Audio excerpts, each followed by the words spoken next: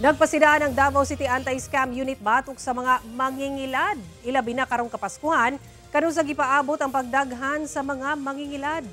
Sumala ni JCJ Francia, ang hepe sa Davao City Anti-Scam Unit, sa nakuhang impormasyon sa GMA Super Radyo Davao, kanunay nga makadawat og reklamo ang buhatan gikan sa mga nabiktima sa pagpangilad ug sagad gipaagi online.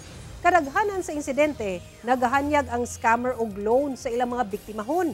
Human makalaw ng biktima, pahamtangan sila o sa mga mangingilad og taas nga interes ug dunay pagpanghulga. Magpadala sab og mensahe ang scammer ngadto sa mga higala sa biktimahon.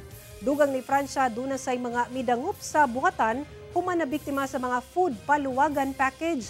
Din gibayaran nila daan sa online ang catering services apan walay gipadala nga pagkaon o serbisyo sa adlaw nga gitagana sa biktima.